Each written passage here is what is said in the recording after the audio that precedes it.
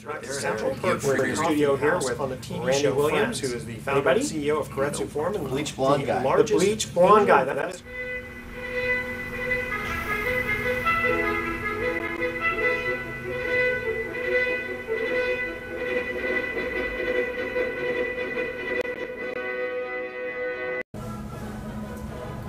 Welcome, you're listening to the best of investing on News Talk 910, always relevant and sometimes irreverent.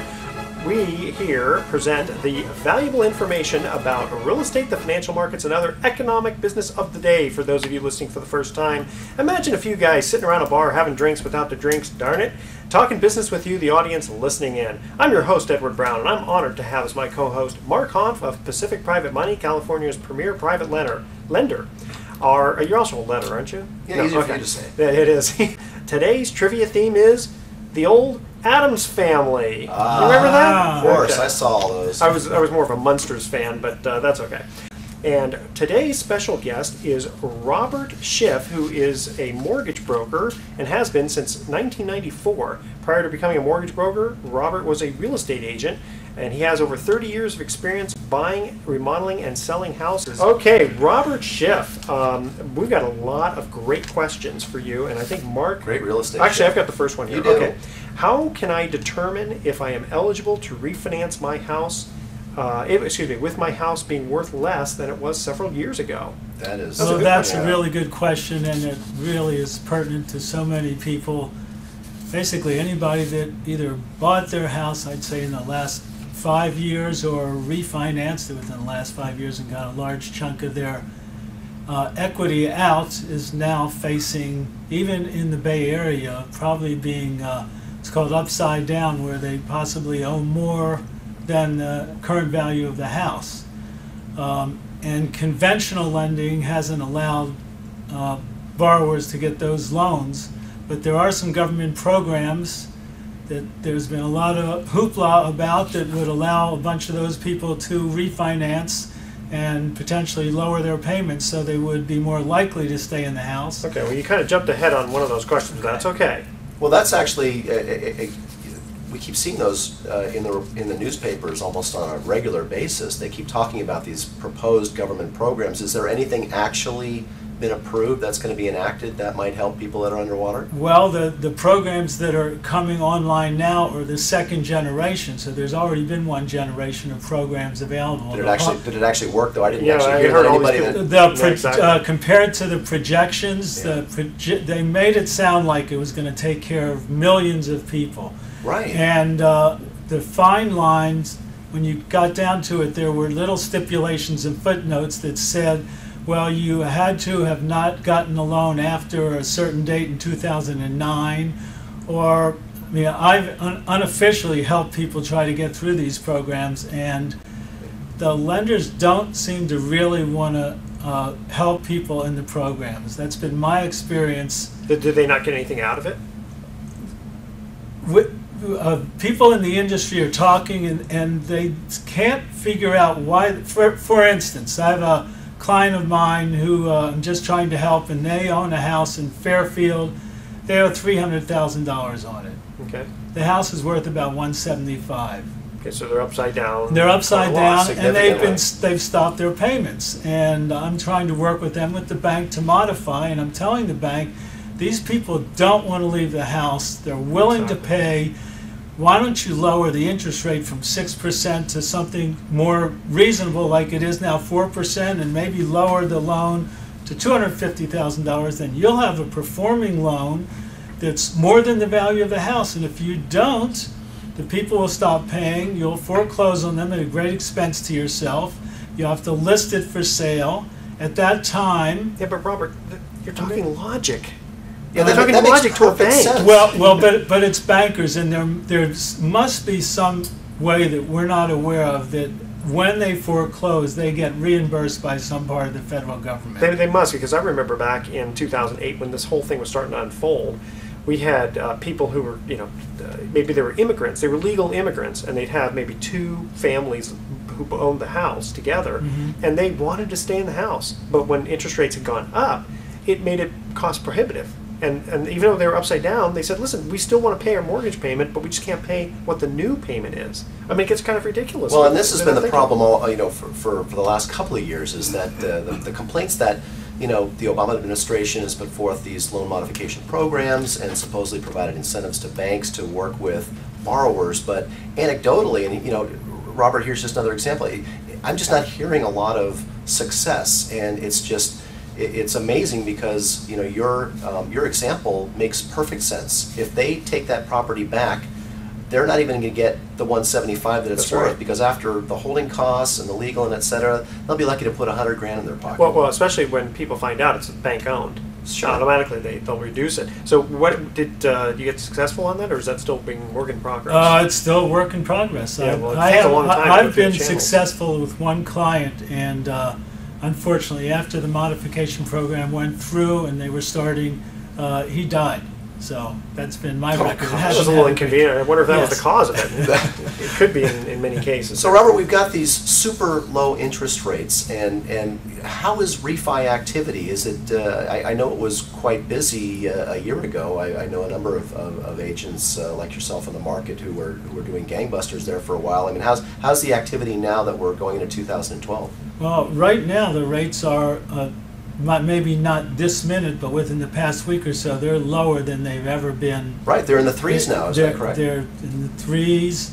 It's even there's some 10-year loans that are under 3%. Some government programs. Hear those radio ads. Yeah, they're real loans. Are any points on that? No, everything that they quote pretty much is without points. Is there much volume on that, though? I guess that was my question. Is that are there many people who are qualifying for those? Especially if you've got a significant percentage of the population that's underwater, and then you've got the other issue. Do I qualify? Do you have a high FICO score? Can you verify your income?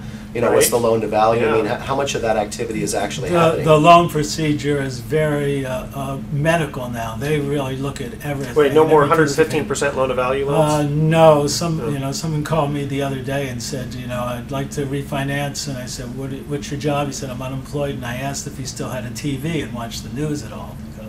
I mean, it's amazing to me. There's no more stated income loans, as I understand. There actually are a few that are stated. Someone just told me a local bank in Marin is doing seconds that are stated income. But on a second? On a second. What are the rates? Just prime plus 1 or 2. So. Whoa! What kind of LTV? They'll go up to 75%. So, but it doesn't matter how big the first. There may be catches once you get into it that you have to deposit a large, become a client of the bank for all your other resources. I'm not sure of the particulars. Yeah, if you need a $100,000 loan, you have to deposit $125,000 in a CD. Yes, I don't think it's that bad. No, it's not that bad. But generally, no, that the stipulations for getting a loan are much harder than they've been. It's a reaction to the just fog the mirror and get a loan that we all went through, and sure. it's sort of where we are now. But as someone said to me a couple months ago, if you look back in the 60s and the 70s, especially the 60s, your choice was to go to a bank and get a 30-year fixed loan, and it was 2 points plus $250, and you had to show your taxes and qualify.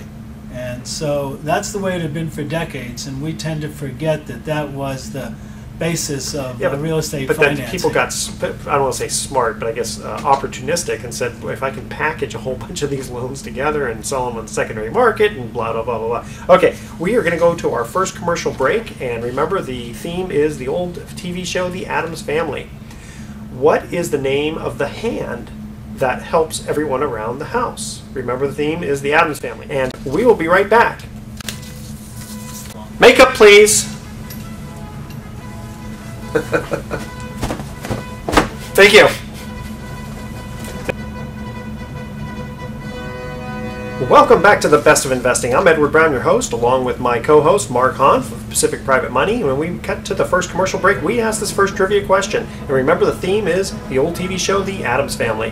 What was the name of the hand that helps everyone around the house?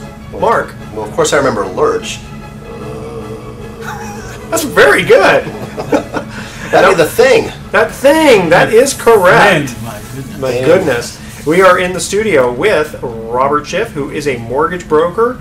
And there is another question. I think I'll ask this one. How much do you have to have for a down payment nowadays? Well, as you do still have to have something for a down payment. There's no longer 100% financing, but FHA program, you can get a loan with as little as 3.5% down payment. That's still pretty close That's to still, nothing. yeah. So is that still pretty common right now? How common are these FHA loans? Well, they're not as common as they should be because I'm not sure, some of the realtors and some of the clients have an idea from the past that when you got an FHA loan, everything in the house had to be fixed, everything had to be perfect, and there were a lot of impediments to getting the loan, which is not true at all now. Really?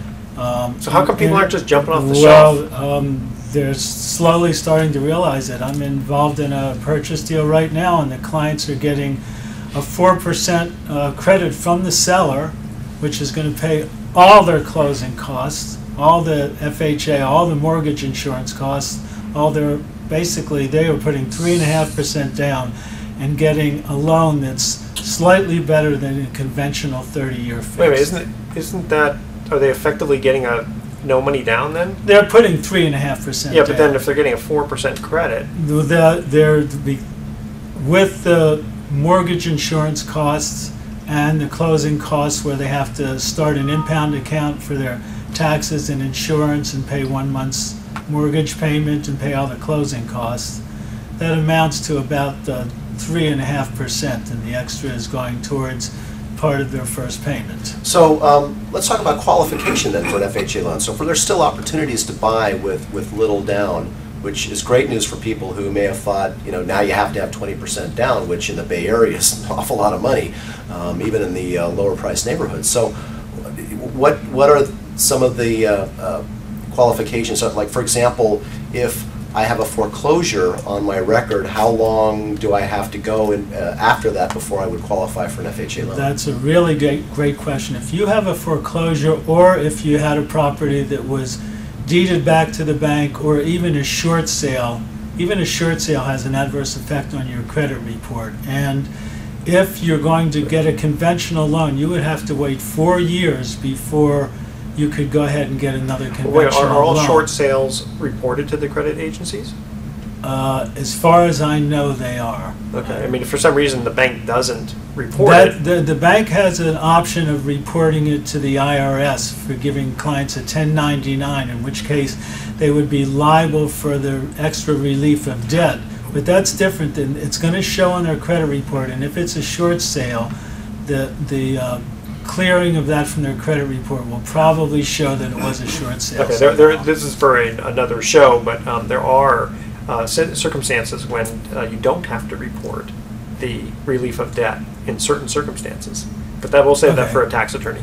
But So back to the FHA loans, the qualifications are a little less stringent than they are for the conventional Fannie and Freddie loans. It's really amazing. You can get a 30-year fixed loan on an FHA program at under 4%. But that's going to be within the conforming rates, though, probably. No, it's really including jumbo the jumbo rates. Oh, they were at a higher rate, and they've closed it back down to 625 in the Bay Area. But the FHA rates are about to go up to the previous higher rate. Okay, so 3% down. 3.5%. 3.5% down, and what would the rate be?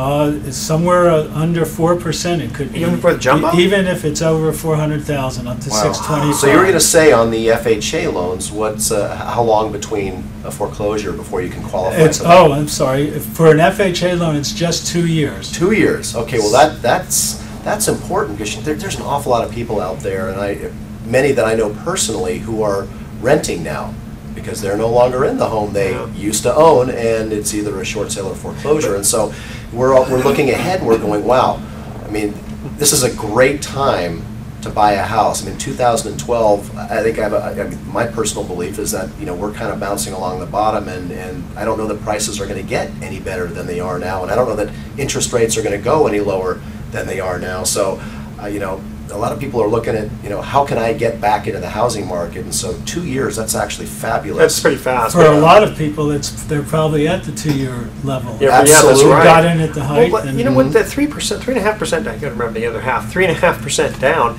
Doesn't that kind of, for someone who is looking at this going, isn't that kind of how we got into this mess to begin with, is people putting very little down? Because they have not that much skin in the game? There is some skin in the game, and they have to pay mortgage insurance, but it's a hard, which way do you go? I mean, I don't know how much the government is directing this, but should the government go ahead and try to have these kind of programs? And it's not a new program, the FHA loan, No. and at least it takes people who are now renting, as Mark said, and looking to try to get back in the market. And if you could have people become homeowners again, it would help the market recover faster. Absolutely. But certainly if there's no skin in the game or not significant skin in the game, some of those loans in the future might be defaulted again. Right. So it is trying to find an equilibrium between that is difficult. Well, it is, and when you think back to the subprime days where people were doing 80-20, I mean, there wasn't necessarily that mortgage insurance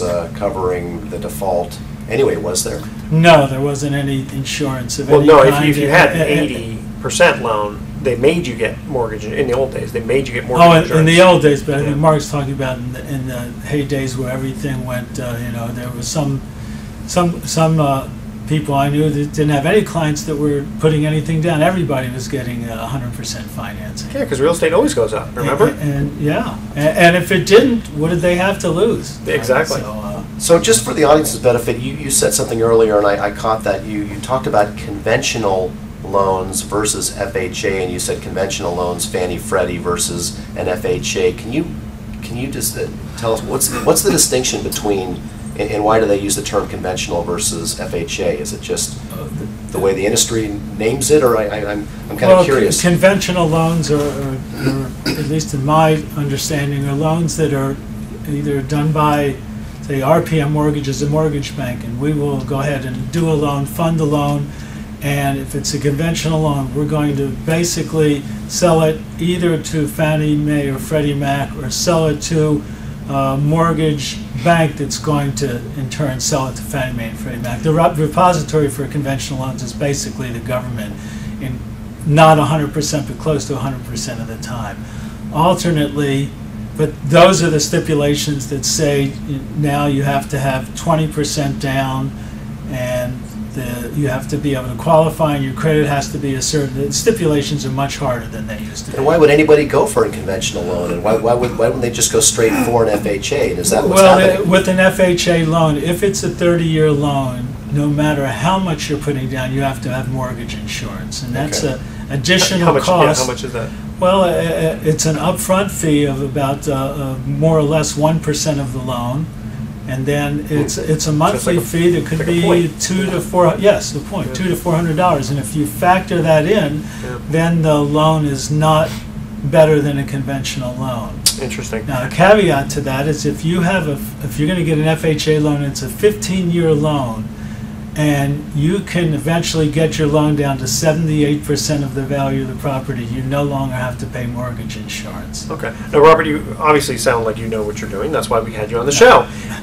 Why, to give yourself a little plug here, why should people give you a call, for you specifically? Like, what can you do for people that other people can't, or other banks? And then give out your information. Oh, thank you. I've been in Marin for 30 years. I started out buying real estate myself and remodeling it and fixing it. Friends said, gee, can you help me? And I became a realtor and got involved in that side of the business. And my degree, it was in mathematics, so I had a predilection for helping people fill out their loan applications. And during a real estate slump in the early 90s, I decided to become a mortgage broker, and found that much more to my liking. And I've been doing it since then. I understand the way realtors are looking at a deal. I understand how clients are looking at a deal since I've been a client myself. So you can think outside the box. Really, yes, thank you. Okay. Because that's important. I mean, we're not talking about fraudulent stuff. We're just talking about just being able to help people if they have intricate situations. Be able to listen and pull out from the clients what their real aims and goals are. Sometimes, especially if they're new to it, that's a time that they're really nervous, and it's helpful for them to have somebody listen and clarify. Okay, we are going to cut to the second commercial break. We've been in the studio with Robert Schiff, who is a mortgage broker. Stick around. We go. Welcome. You're listening to the Best of Investing on News Talk 910. This is the show where we present valuable information about real estate, the financial markets, and other economic business of the day. And we have we have a lot of new listeners. And here's our format. A few guys sitting around a bar, having drinks without the drinks, talking business with you, the audience listening in.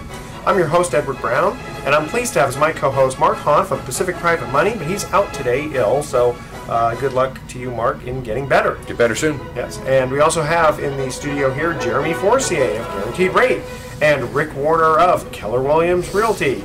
Our phone number is 888-912-1190. Write that number down, 888-912-1190, because you're going to use that number to answer the trivia questions for free vacations given away during each commercial break. That's right, we're giving away 9 vacations during this show. And today's trivia theme is last names on TV shows.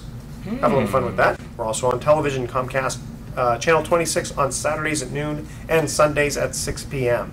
And I think we're going to get started right with email time because we got a couple of exciting emails here. Sweet. All right? Okay, folks. Love exciting emails. Like I those? just love the word exciting. Yeah, that's true. And then email. To add I to like it, that. it just makes it even that much more exciting. I love having you guys. I'm You sweating. guys- I'm you guys are excited. great. Okay, so the first one we got here was for Jeremy, and it says, I'm thinking about buying a second home. Is it more difficult to buy one than my primary residence? That is a great question. So it is not more difficult at all. You can actually put as little as 10% down for a second home purchase.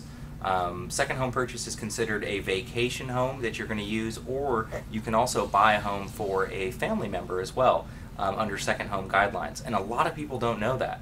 So you actually can purchase a home for a family member under what's called the Family Opportunity Act. And is that just the second home, or potentially you could do it for a third home too? Is that just Correct. the Yeah, second- you Oh, could do really? it for a third home as well. That is What correct. about a fourth? What about a For- fifth? What about a sixth? No, Up to 11. Up to 11. Yes, Up with to- guaranteed rate mortgage, Jeremy Forcier, 415-717-7155. Yeah, we're doing one of those. Real thing. We're doing But- one of those right now. Actually. Yeah, no, it's very true. So as far as actually qualifying from a guideline perspective, it is not any more difficult than an owner-occupied property. Now, here's where it can be construed as more difficult, is that you have to qualify for it.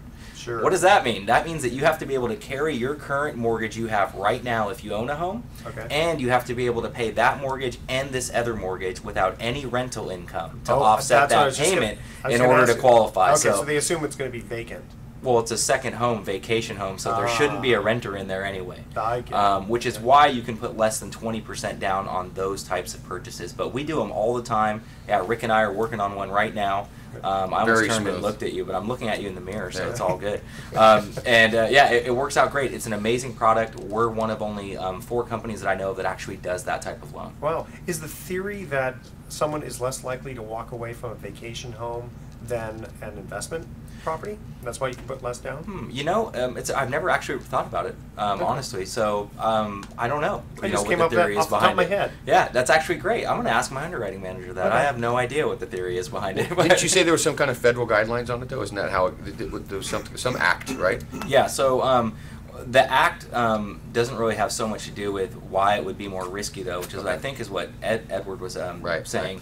But yes, the act is basically saying, look, if you have an mother, father, family member that can't purchase this home because they are either retired or they're unable to make payments anymore, et cetera, you can qualify for them as an owner-occupied residence. So not even as a second home, but as a true owner-occupied residence. What does that mean to all of you that are listening out there? Well, that means that if you have a child who, let's say, is going to college, okay, works in this scenario as well, you can actually buy your son or daughter a home with as little as 5% down payment and get owner-occupied rates and financing on that as long as your child is going to occupy the property. Wow. 'Cause So I know the really rates are amazing really program. low. Yeah. That's a good idea because I have a son in college, and we may be facing that exact situation if he decides to move out of an apartment. Yeah, it's great. So, and it still falls under, disclosure, I'm not a CPA, but with that said, still falls under, as far as the interest write-off is concerned, it's considered first or second home. You Sure. can write off 100% of that interest up to $1.1 million in mortgage loans. And Rick, we received an email from you here, and it says, I have heard the real estate sales volume is similar to 2005. but have the prices rebounded to 2005 levels? And should I buy now? Right. No, and that is a super great question, and of course there's a couple questions in there. First of all, the environment in purchasing a home right now is very similar to 2005, 2004, that whole era where it's just absolute Frenzy. craziness. Yeah. The prices have definitely not gone back to that level, which is a good thing, which means the opportunity is still there for people to purchase at certainly lower than those crazy numbers. We kind of peaked in 2006. But Okay, what kind of percentage would you say it is? Is it like 75% of what it was in 2005? So tough because there are some neighborhoods that got hurt much worse than That's others. You know, the closer you get to San Francisco, you know, the less damage there was. So if you're in, you know, middle of Sonoma County, for example, you have houses that were down at the worst part 50, 60, 70%. Right. Right, and then you've Yeah. got other neighborhoods that were maybe down 10 or 15, maybe 20%. So, Okay. and of course they aren't coming back as quickly because they didn't go down as far. Sure. Now, Rick, Yeah. with that said, do you think though still, because there is still so much opportunity, and I'm having these conversations with, you know, even my wife right now and with customers as well, is trying to make them understand that they don't have to panic though. That this is nothing to panic about. Prices are going to do what they're going to do, and the supply and demand is ultimately going to determine what that looks like for people. What type of conversations are you having with your clients to let them know that yes, it's a great opportunity still, but also that it doesn't mean that you need to go in and offer, you know, 25% over what your budget is? Exactly. Well, and your budget is exactly the right thing. What we want to do is make sure that people are not getting overwhelmed with the craziness and the emotion of Right. this environment, and that they're focused on, well, what is your actual need? In other words, do you really need 3.2? Do you really have to be in that neighborhood? What is your actual need, and can we buy a house that fills your need for the price that makes sense for you, that you can afford, and all that? Right. And so yeah, I mean that's the challenge Yeah, going rather than forward. just the assumption that prices will always go up another 10% per year. So, honey, don't worry, we can always afford Right, that more it's expensive easy, house. and Right. you can make a really good argument that says, hey, we probably are on some kind of sustainable upswing here, right? There's a lot of good indicators that say that, but man, I've been wrong as much as I've been right about predicting Sure. things. So Jeremy's absolutely right. We really don't know what's going to happen. Well, it's crazy. Sacramento got hit super hard, and if I'm not mistaken, aren't they like one of the first biggest rebounders? Yeah, well, I mean, no, I mean, all You're up right. and down. Stockton, I just was at a California Association of Realtors event 2 weeks ago and saw their chief economist or whoever present some information, and Stockton was the #3 city to rebound year over year in the nation. Yeah. It was kind of That's crazy, amazing, right? especially after they went bankrupt and, Yeah. and all the bad But news. you know, again, you have to put that in the right perspective. They were also number Number one, right? Yeah, number Yeah. one or two. Yeah, when they go down 70%. Yeah, right? I mean, Las Vegas was in there. So yes, I mean that was my point too about, you know, whatever has come down the worst, of course, is where the most opportunities are, and that's where. Right. And so I lost my mind. Yes, I'm back. I'm back. Yes, excellent. I had Okay, to tell you leave for a what, moment. we're going to cut to a commercial break, and when we come back, we got some more interesting things to go over here. Okay, so here's the first commercial break, first trivia question. On the TV show Friends, what was Chandler's last name? And we'll be right back. Welcome back to The Best of Investing. I'm Edward Brown, your host, along with Jeremy Forcier and Rick Williams. Rick Williams Warner. Yeah. Why do I do that? I know it's because you like basketball and. No, I don't know, keep Rick doing that. I'm Williams is a sorry. It's basketball Rick player. Warner of Keller Williams. Yes. Guilty. You know, we're going to change that last Change. name. Want me to just change my last name to Rick No, Williams so that or you can get it change right? the name of the Why don't we company. just say the name of the company to Keller Warner? Yeah, there you go. But Yeah. can you do that? Yeah, absolutely done. Okay, Rick Warner. There we go. Bad. He's my co-host too. Okay. Here's the We're deal. obviously very close. Oh, you're teasing me. Okay, here's the first trivia question. On the TV show Friends, what was Chandler's last name? I don't think Chandler had I think it's a trick question. I think he's like Prince and No. Beyonce. No, It's just Is Chandler. it Chandler Tyson? No, Chandler Bing. Ah. Bing, oh, right. Remember that? Bing. Okay, Bing. Yeah, All right. and then they went to name a website after him later. That's right. Yeah, exactly. Yeah. Okay, Rick Warner. Yes. You were talking about rebounding on the real estate market. Yeah, just the psychology of how to approach this crazy market if you are a buyer or an investor. And it really is kind of setting your own boundaries at the same time being aware of that we do have a market that is aggressive, that you probably, Right. I mean, if something is priced at an accurate level based on the existing comps, that's probably going to be a little bit low, and that you probably will need to be a little bit higher. But then, I know we talked about this on the last show, there's other things that you can do to get offers accepted, that it's not just about price. And we've had some really good success, Jeremy and I, this last month of getting quite a few offers accepted, and I would say half of them we were not the highest price, but yet we got the offer accepted. So and you guys seem to be kind of tag team here pretty well. we do a lot together. Yeah. Yeah, we definitely are partners. Yeah. Okay. Yeah. Okay. So what happens a lot of times, I guess, clients they're looking for a house. They'll call you, Rick Right. Warner, Yep. and then Rick will say, "My name is Warner, not Williams." Now, see, you know what? That's actually good for radio here because people are going to remember this now forever. It's Rick Warner. I don't think it's quite that important, but yes, Well, I W's in there. do Okay. hear the Warner. Warner. And then what you after the Well, after yeah. So going what, through the what process- happens? Yeah, exactly. So what happens is people call me one way or the other. They're a referral or whatever it is, and it is so important that we have the ship super tight on getting the deals done. That it's what I want to do is work with somebody who has a lender that I know is going to get the job done. They're going to tell the people the truth, Yeah. and that when they say they can get it done in 30 days, or they can get it closed in 21 days, or they can remove their contingencies in 10 days or 17 days or whatever it is, that I can count on that. Yes. Yeah. And so it I would say, I don't know, probably 80% of my deals go through Jeremy. And the other 20% are people that just, even though I gave them that big spiel, they decided for whatever reason they wanted to go with somebody else. And in fact, we're paying the price for that on one that was supposed to close last week, where the buyer insisted on using Bank of America. I told her exactly why that wouldn't work. I don't know if it's okay. Hey, that's all right. Did I just- Hey, The next should've commercial break is sponsored by Bank of I America. probably shouldn't have said the name of the bank, but anyway. Yeah. Well, no, but it's such the truth. They're not bad mouthing him. You're just saying that. Well, I'm that just they telling. went This is through it. exactly what happened. I said, "Look, it's not a great. They're not great about getting their timelines done. Right. And here we are. We're a week late, and we still are not going to close. Of course, the lender at the table told her, "Oh, I can for sure get it done." Of course. So anyway, so yes, we do a lot together, but it's a whole process to get an offer accepted. It is not just sending over an offer with the most amount of money on it. Right, and likewise as well, especially on the lending side, when we're talking with people out there in the community, consumers, we really try to make everyone understand that choosing an agent is really important. And when I talk about an agent, I'm talking about a real estate agent. Yeah. You want to work with a real estate agent that's very active. What does very active mean? It means that they are working with a lot of buyers and working with a lot of sellers, that they are well known within the real estate community, and that their offers will hold some weight, especially in this market right now.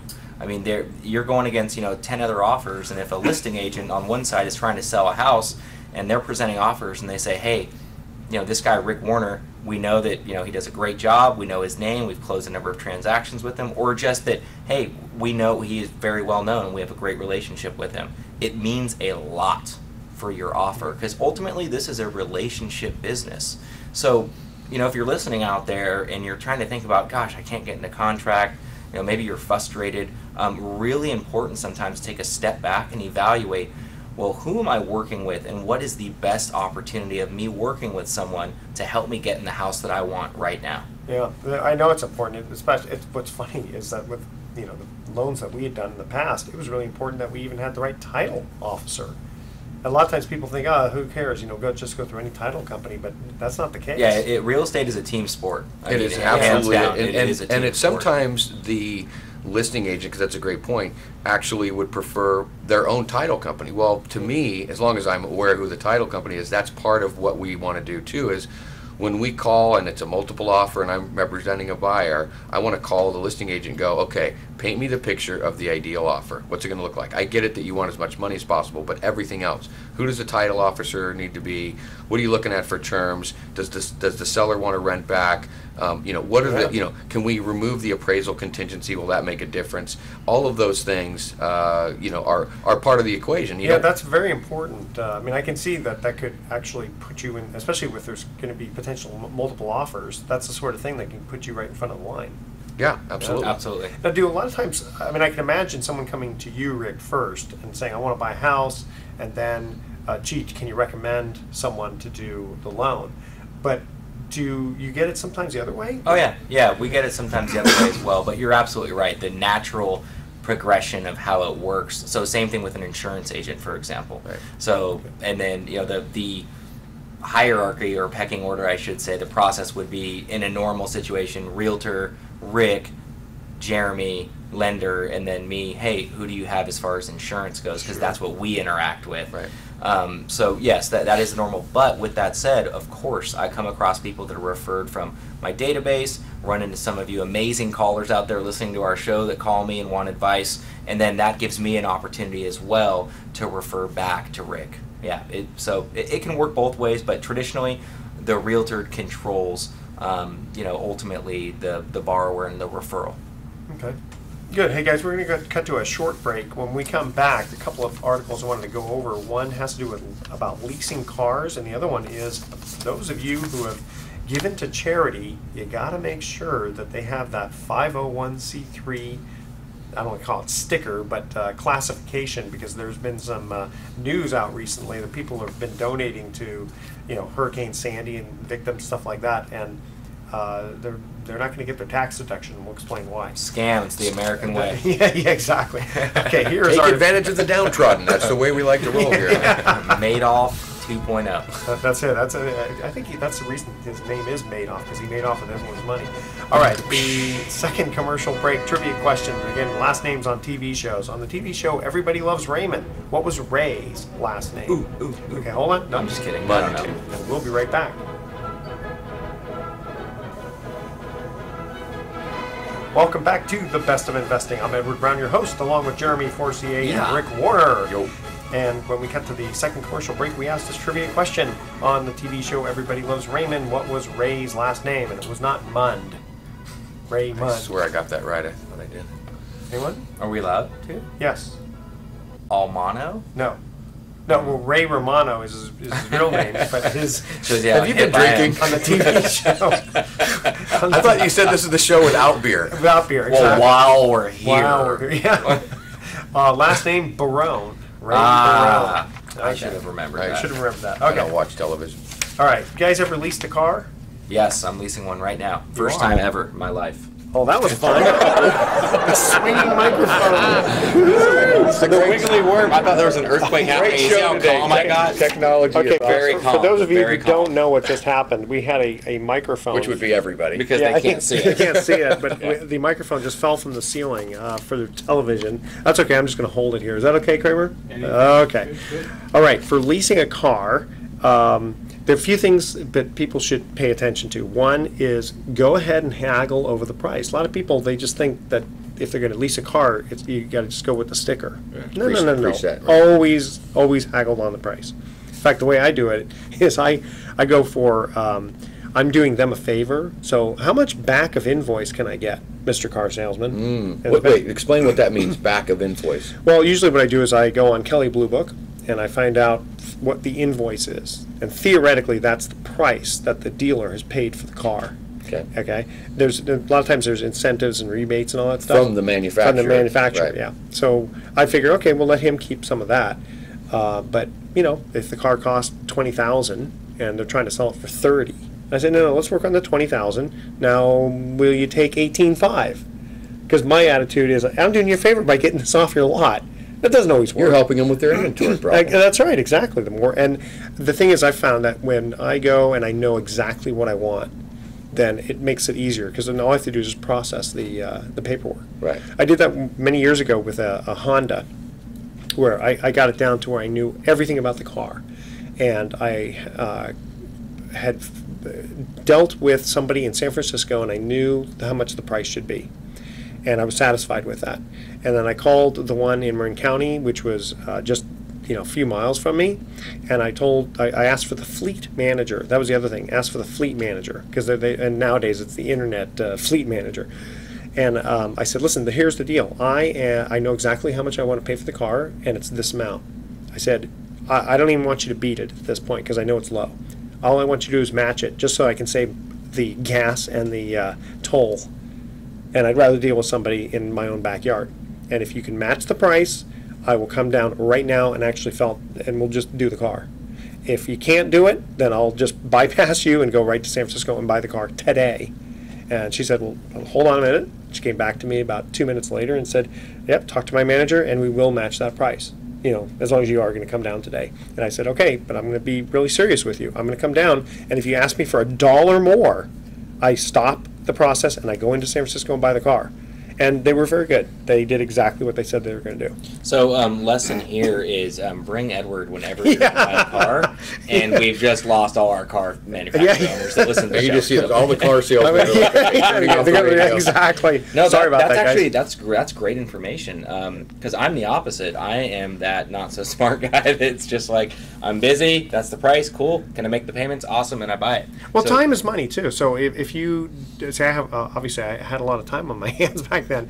So busy guy like you, you have to put a value on your time. But so just so I'm clear though, because this is actually awesome. So you can go on to Kelley Blue Book and type in invoice price. Well, Is that- you ask for the information on the specific car that you're looking for, and it usually will give you the invoice and the MSRP, or Monroney, as the car sales people call it. I don't know why they call it that, but the manufacturer suggested retail price, which is kind of garbage. But I asked the salesman one time, I said, how many people come in and when they see the price of a car, they just buy it? On a lease, because that Just buy it. even regular? Yeah, just regular, yeah. Yeah. I said, buy it on the sticker. And he said, about 20%. Wow. Interesting. And I said, that's great, because those people are what Are allowing you to get a good deal. That's right. That's exactly right. Yeah. So 80% of you out there, please haggle, and 20% of you, please just pay the price. Okay? Exactly. For the rest of us, it's the old 80-20 rule. There's That's some it. other stuff on there. Okay, right? so there's other stuff here too. When you're going to be leasing a car, ask about the money factor, which effectively is essentially the interest rate. A lot of times you'll say, what's the interest rate I'm paying? And they won't tell you that. They'll tell you this money factor, but effectively it's the same thing. So I got this one from Yahoo. It says, multiply it times 2,400 to get the approximate annual percentage rate. So whatever money factor they give you, multiply times 2,400. I'm confused and I'm here. Okay. Whatever money factor they give you, whatever that figure is, Yeah. multiply it times 2,400, And that'll tell you about what and the that'll interest rate. tell you about what the interest rate is. Yeah. So simple enough. Okay, Who that's- cares that's- why? That's just how you're That's what it supposed says. to do. Okay, the last fair thing is, or the other one is the residual value. The higher the residual value, the less you'll have to pay on a monthly basis, because at the end of the lease, if you decide to buy the car, you're saying, I'm going to buy it at a higher price. Right. Okay. And the other part that you had mentioned, Rick, was the mileage allowance. Now, I've always found that it's best to go for the lowest, because let's say 12,000 miles is usually I thought it was 15 wasn't the norm, but 12 is the lowest, right? Well, they may even have less than 12, but when I was doing a lease one time, it was 12,000, and I found that even if I went over, the amount that they allowed me to buy was so low, like 16 cents a mile, that it worked out to be really cheap to pay that overage, rather than go, I'm going to buy, I know I'm going to travel 20,000 miles. Right. Because then obviously the more you travel, they're going to build it into that lease payment. On leases as well, and this is newer, maybe I was told it was newer. Once again, I'm the gullible guy. That's okay. So I just leased my first car, and there's something you can do, like if you pay an additional $17 a month is what I paid, that you can return it with a guaranteed price as far as what you can buy the car at. Well, that effectively is still the residual value. It's still the residual value, but there's basically unlimited miles, because it doesn't matter what your mileage is. You can return it in your in other words, your guaranteed price includes right. whatever And they the will mileage is. not call it unlimited mileage. Well, here's the other thing, though, is that if you, let's say, go for 12,000 miles a year so that your payments are really low, when it comes time to, if you're not going to turn the car in, if you're going to actually buy it, doesn't matter what the mileage is, right? Because you're going to own the car. So it didn't matter if you went over. Right. So, Okay. so that's Got kind it. of, So you got to be it's a trick.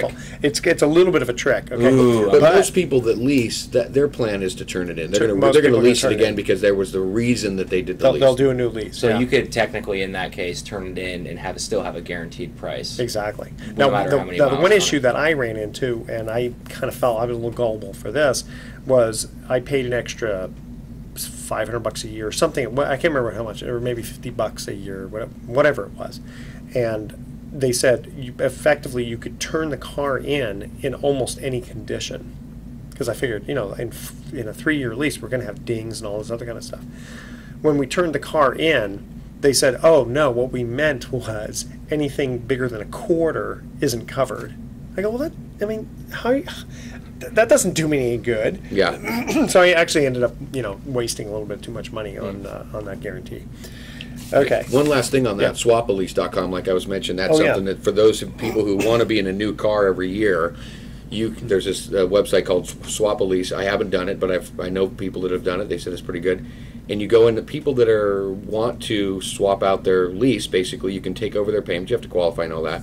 Sure. And there's only maybe a year left or whatever, and for whatever reason they want a new car, and that's a good way to not have to make a commitment to. Okay. Awesome. And one thing that I figured, now this is just me personally, whenever I bought a car, even when I bought a new car, I don't take collision insurance. I do the maximum for liability in case, God forbid something happens, you get sued.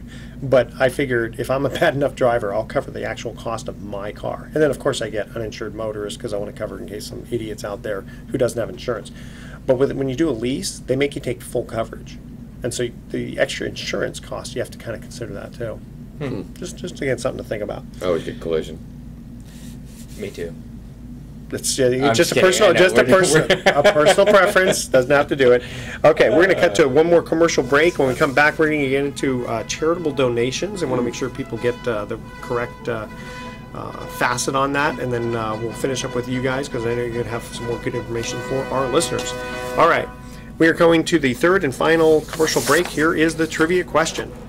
On Cheers, remember the old show Cheers? What was Sam's last name? And we'll be right back. Welcome back to The Best of Investing. I'm Edward Brown, your host, along with Jeremy Forcier of Guaranteed Rate and Rick Warner of Keller Williams.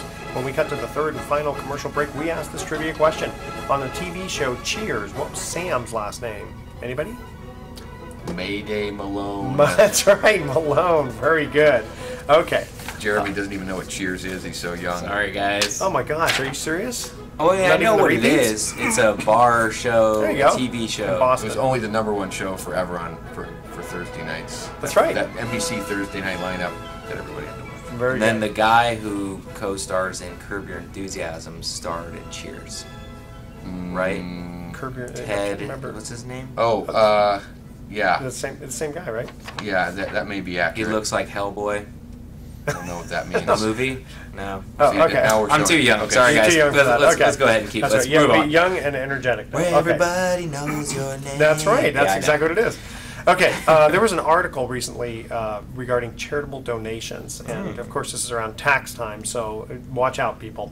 There are thousands of Americans who donated to charities last year in the wake of Superstorm Sandy and the school shooting in Newtown, who may not get the tax benefits they were expecting. So while many of these charities are legit, others were scams or never received the proper approval from the IRS to become a 501c3 organization. Remember that, 501c3. A lot of times you may have to ask them for the documents on that. Meaning taxpayers are not allowed to deduct the donations to these groups. So last month, for example, the New Jersey Attorney General filed a civil lawsuit against the Hurricane Sandy Relief Foundation. That's a good name, huh? Alleging that the group had falsely claimed donations would be tax deductible. The organization had raised $631,000, but had Wow. given less than 1% Oh. to victims. Can you imagine that? That's Yeah, it. What, did actually, they it take doesn't, advantage? unfortunately, it's not shocking. It's disgusting. But It really my is. When goodness. people are down, Yeah. kick them some more, right? At the same time, roughly 13,000 in donations had been allegedly transferred to personal bank accounts. Of course, what happened to the other $600,000? I don't know. So the foundation's website now says So they're that- mean and dumb. Exactly. Yeah. the foundation's website now says that it does not have 501c3 status, but it is applied for it. Yeah, I'm sure they're going to get it, huh? And here's the other issue is that if the IRS catches the taxpayer deducting to a non-eligible organization, the filer, right, the taxpayer, has to pay a penalty and any unpaid taxes as well as interest. So there could be kind of a double Sounds like a whammy. lawsuit. We need an attorney on here. That sounds like a lawsuit waiting to happen. Well, yeah, but good luck collecting. You know, it's funny. Remember? Well, it sounds like they have 600 grand. Yeah, I'm sure Right? they have it, but sitting in a bank account waiting.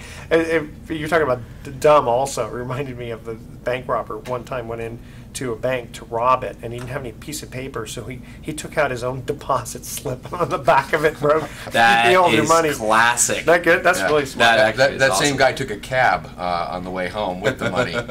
Yeah.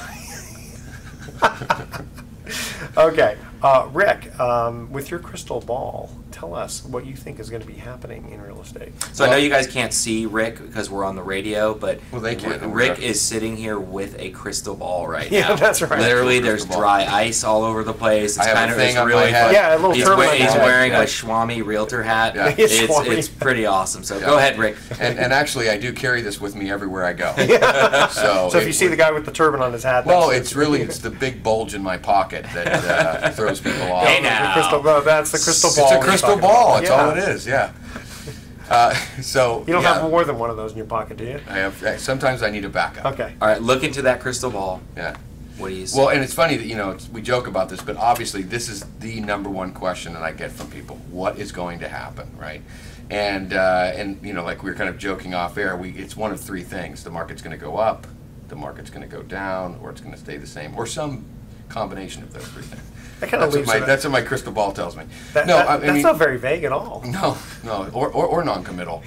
No, I mean, I think that if you put a gun to my head or a crystal ball in my hand and said, and I don't have a gun for the record, just a crystal ball, Schwami hat, dry what, ice. Yeah. I would have to lean toward certainly that there is a tremendous amount of pressure going up right now, and that if you look at the history of real estate, the trends tend to be kind of long, 4, 5, 6 years at a time. Okay. And so if we are about 1 year into the market going up at a pretty steady pace. So I think there's a very high likelihood that we have at least 2 or 3 years of buying capacity in there. I want to make a comment, and then I want you to comment on my comment. Okay. Okay. Before, Seems when a it was little complicated. when it was 2005, and we were going up, we were in uncharted territory because prices were at their highest. Market goes ahead and crashes, and now things are rebounding. We're not in uncharted territory yet because theoretically We've prices, already been here, theoretically. We've already, yeah. Right. So I would think that prices would go up faster just to rebound to the point where they were before. Well, interesting chart that I saw last week as well is that if you took out those 3 years of mega appreciation that we saw, The last 3 years. yes, Yeah. and if you just drew a trend line, okay, quote unquote, from like 1980 all the way to where it would have been without those 3 years, we're exactly where we should be right now. That's interesting. Yeah, which is wow. very, very interesting. I'll have to get a hold of the chart. It was again at that California Association of Realtors Sort of thing I a went Z, to. go up and then down. Yeah, they and basically up just again. took Yeah. those 3 years out and drew a trend line. If What- those what 3 it would've years been. never existed Right. and things just went as they had in the previous Wow. 30 years, that right now we would be exactly on the chart where quote unquote we should be. Right, and Yeah. and that to that point, I agree that we're not. I hope are not going back to that level anytime soon. We need to have natural, steady but slow growth. Yeah. Would be ideal for the market. Now we don't have that right now, and hopefully, there's a lot of things that can get in the way of that continuing. Obviously, interest rates Interest going rates, good up, one, yeah. Which are interest Yeah. rate. But however, ironically, that is in fact what is partially fueling this. Sure, because people are afraid that they want Right, to right. catch They've it been now sitting before. here for yeah. 3 years going, oh, I think the real estate market might go back down, Yep. interest rates might go back down. Well, now they're seeing both rates go up and prices go up, and so that's where the panic is, right? The question is, how high does it go before it levels off? Going back to that original question, do I buy Yeah. now or do I wait? It's entirely likely that it will level off or maybe even pull back, but what level will we be at by the time that happens? Okay, right? so if I cut through all of that, Yeah. my Good luck analysis, with that. yeah, is that you see that there is kind of general steady growth going on. Absolutely. I think right now, because it has come down so much, and then and that we're kind of at the beginning still of it going back up, and that there's a lot of things that could support the fact that it will continue to grow, or at least stay stable, right? And the reality too, and to think about it from a money perspective, I mean, what Ben Bernanke and the government has done is working. Right. I mean, as critical as everyone can be of it, me included, the reality is that it is stimulating people to go buy homes right now, to create some of this demand because interest rates are low. I mean, the reality is if they stopped purchasing mortgage-backed securities and they just really let the market dictate what rates would be, we'd move up 2% very quickly. Yeah. That would stall out some of this, I hate to use the word hyper appreciation, but large increase in the last few months of appreciation. But he's come out and said no, he is not going to do that, and the government is going to continue to support this, quantitative easing of monetary policy. A lot of it's a psychological thing. It's like the stock market. If everyone thinks it's going to go up, then they start buying. Guess what? They actually do. It creates its own. But he's right. I mean, this is, and Bernanke I think has said, look, I'm going to continue to stimulate until the unemployment drops below 7%. Correct. Yep. 6.5 is his target. Right. That's So right. so the question is, when he does that, hopefully, I'm sure, and he's a super smart guy, obviously, that he does he starts to pull back in a slow way. Doesn't just automatically start artificially purchasing these bonds and keeping those rates down. So. Well, all right, guys. Well, thanks for a fun show. Yeah, it was it's always great. fun having you guys on. And here are our thoughts for the day. Why do you always see lightning first and hear thunder later? Hello? Because your eyes are in front of your ears. Oh, jeez. Did my son mail that one in? Yeah, probably. How old's your son? 13. 13, probably.